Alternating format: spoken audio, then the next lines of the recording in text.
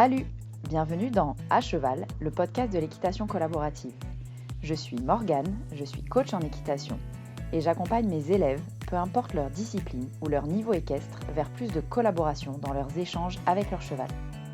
Si tu es cavalière et que tu es à la recherche de connaissances, de tips, de réflexions ou d'exos pour que ton équitation devienne plus collaborative, alors tu es au bon endroit. Dans ce podcast, je te partage seule ou avec mes invités tout pour t'inspirer et que tu puisses développer l'équitation dont tu rêves avec ton cheval. T'es prête ? Allez hop, à cheval ! Salut, j'espère que tu vas bien. Aujourd'hui, on se retrouve pour un épisode, encore une fois, que je n'ai pas vraiment préparé, mais j'avais vraiment envie de te parler de réalisation de rêve avec son cheval et de réussite. Et en réfléchissant à ce que j'allais te partager dans cet épisode-là, j'ai vraiment eu envie de te proposer une espèce de méthode qui t'emmène vers la réussite avec ton cheval, peu importe ce que la réussite veut dire pour toi. Alors, avant de plonger dans le vif du sujet, on fait un petit moment abonnement et notation de l'épisode. Si tu aimes écouter À Cheval, le podcast de l'équitation collaborative, je t'invite à t'abonner pour être mis au courant des prochaines sorties d'épisodes et pour m'aider à gagner en visibilité et pour que ce podcast puisse aider encore plus de propriétaires de chevaux à réussir avec leur cheval dans la collaboration. Tu peux prendre 2 secondes pour aller noter l'épisode, ça m'aide grandement à le faire connaître. Voilà, revenons à nos moutons. On va parler aujourd'hui de réussir avec son cheval. Parce qu'en fait, il y en a beaucoup des personnes que je rencontre qui me disent, quand je leur dis qu'est-ce que tu veux faire avec ton cheval, ils me disent moi je veux réussir. Mais ouais, mais réussir, ça veut dire quoi ? Et du coup, dans cette première étape de cette méthode que j'ai envie de te proposer, qui va pas faire 12 millions d'étapes, tu vas voir, c'est vraiment de définir ce qui, pour toi, veut dire réussir avec ton cheval. Parce que pour certains, ça veut dire faire des choses particulières avec son cheval. Genre, je vais prendre les exemples que je croise le plus souvent, monter en cordelette, aller en extérieur sereinement, aller en extérieur en cordelette, faire de la liberté, etc., etc.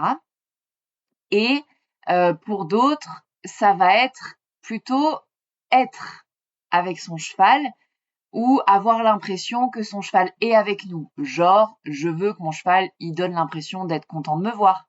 Je veux que mon cheval semble bien quand je suis là, etc., etc. Et en fait, c'est pas les mêmes choses qu'on va mettre en place. Alors, l'une ou l'autre des réussites ne vaut pas l'une ou l'autre. Il n'y a pas de jugement de valeur dans qu'est-ce que c'est que réussir avec son cheval. Mais vraiment, l'idée, c'est de se dire, moi, je veux réussir avec mon cheval, oui. Mais qu'est-ce que c'est que réussir avec mon cheval ? Ou qu'est-ce que ça comprend ? Parce que peut-être que réussir avec mon cheval, ça va vouloir dire faire quelque chose en étant quelque chose. Typiquement, là, dans ce podcast, je te partage, et dans ma vie quotidienne avec mes élèves, je partage vraiment des éléments qui vont nous permettre de faire quelque chose, de l'équitation au sens large, en remettant la collaboration au centre. Chez moi, c'est ça le truc. Et peut-être que chez toi, il y a ça. Il y a une espèce de condition, entre guillemets, pour réussir. Il y a l'objectif, la réussite, et il y a la condition à laquelle tu veux l'obtenir. Et c'est aussi OK, mais en fait, c'est hyper important de définir ce que ça veut dire pour toi que la réussite. Donc, première étape de cette méthode, si on peut l'appeler comme ça, pour réussir avec ton cheval, c'est de définir ce que ça veut dire que réussir. OK ? Ça, c'est hyper, hyper important dans un premier temps. Ensuite, la deuxième étape, ça va être de définir un plan d'action. Qu'est-ce que je dois mettre en place pour arriver à cette réussite, cet objectif. Donc, je me fixe l'objectif de monter en cordelette aux 3 allures, admettons, en extérieur. Eh bien, avant d'arriver à cet objectif-là, c'est hyper important de définir un plan d'action. Si aujourd'hui ton cheval il a 2 ans, il n'est pas débourré, tu vas devoir passer par plein d'étapes. Si aujourd'hui ton cheval il a 15 ans et que tu n'as jamais mis de cordelette, tu vas aussi devoir passer par plein d'étapes. Le truc hyper important, c'est de définir ces étapes. Alors, des grandes étapes que tu vas pouvoir redéfinir en plus petites étapes. Typiquement, si aujourd'hui ton cheval, il a 2 ans, il n'est pas débourré, eh ben, tu vas d'abord devoir peut-être créer une relation avec lui, peut-être le travailler à pied, peut-être le débourrer, choisir les outils avec lesquels tu le débourres. Est-ce que tu le débourres directement en cordelette? Est-ce que tu le débourres avec un licol? Est-ce que tu le débourres avec un filet?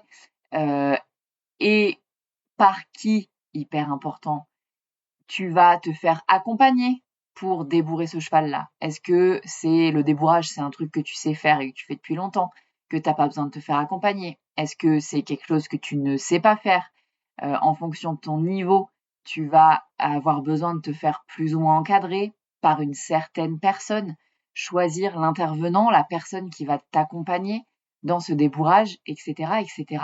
Donc, tu vas pouvoir, si tu as ce cheval de 2 ans et que tu veux arriver à aller aux 3 allures en extérieur en cordelette, tu vas devoir définir toutes les étapes intermédiaires.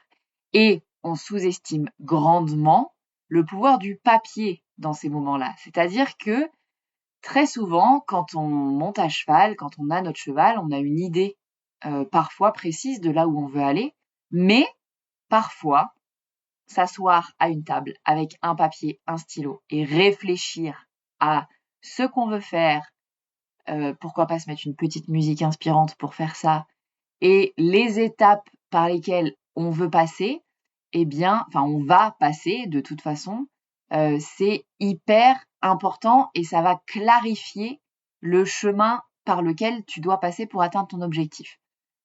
Exemple, j'ai discuté il y a pas longtemps avec une fraîchement propriétaire d'un vieux cheval qui avait comme objectif de faire de la liberté, il me semble, en extérieur. Et elle avait son cheval qu'elle a acheté à 20 ans avec toutes les problématiques que acheter un cheval de 20 ans engendre. Elle a un niveau d'équitation, peu importe le type d'équitation, mais de travail à pied, etc., qui est pas très expert. Et donc, elle s'était fixé cet objectif-là, de faire de la liberté rapidement en ayant assez peu de connaissances sur le cheval, sa façon d'apprendre, etc., etc. Et elle s'est retrouvée complètement dégoûtée parce que dans sa tête, elle rêvait de cet objectif-là dans 2 mois, quoi. Et en fait, c'est pas du tout comme ça que ça s'est passé. Et si cette personne-là, elle s'était assise à sa table, sur sa feuille, elle avait marqué les étapes par lesquelles elle aurait eu besoin de passer, eh bien, elle aurait pu définir un timing qui lui semblait cohérent et logique pour atteindre cet objectif-là. Genre, si je reprends mon exemple du 2 ans, l'idée, quand on se fixe l'objectif d'aller en extérieur aux 3 allures en cordelette, il va sûrement pas être réalisé la semaine prochaine, ni l'année prochaine. Peut-être qu'elle va mettre 2, 3, 4, 5 ans à atteindre ces objectifs-là. Et de marquer les étapes par lesquelles on va passer, ça nous aide à fixer le timing, à garder la motivation, à ne pas avoir des chutes de confiance, des chutes d'estime de nous, etc., etc.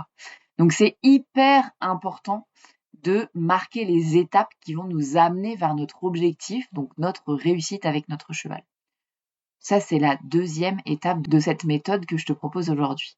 Troisième chose hyper importante et qui va conditionner toute la suite, c'est ce qu'on appelle la méthode des petits pas. Une fois que tu as bien défini ce par quoi tu allais passer, tu allais devoir passer, sachant que évidemment qu'un plan ne se déroule jamais exactement comme on l'avait prévu, qu'il y a forcément des étapes que tu n'avais pas considérées au départ, des étapes qui vont sauter en cours de route. Donc ce plan, il va te donner une direction claire, mais peut-être que tu ne vas pas le suivre à la lettre. Et c'est hyper important d'ailleurs de l'adapter à ton besoin au moment. Mais ça, tu le verras grâce à la troisième étape de cette méthode pour réussir avec ton cheval, qui est la méthode des petits pas.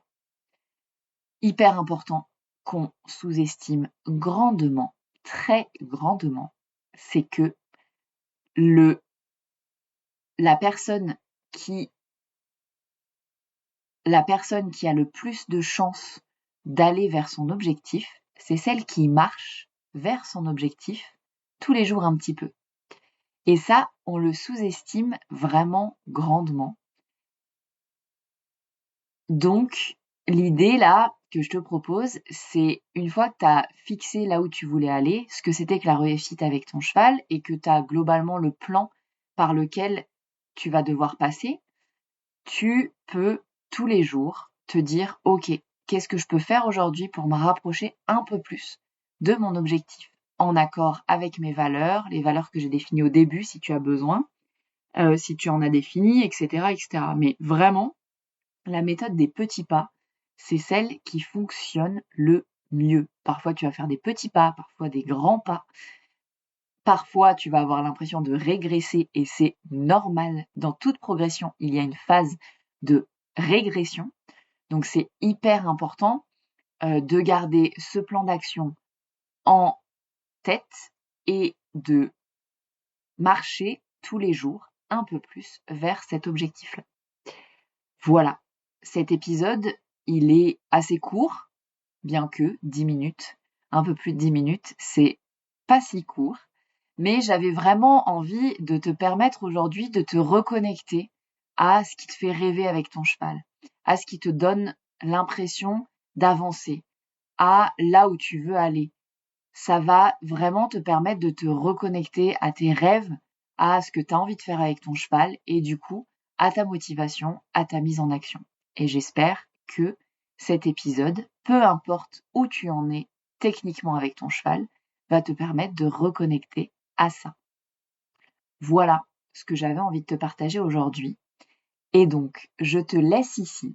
Si tu as aimé cet épisode, je le répète, tu peux t'abonner pour être mise au courant des prochaines sorties d'épisodes. Tu peux aussi, si le cœur t'en dit, aller mettre une note ou un commentaire sur la plateforme d'écoute que tu utilises.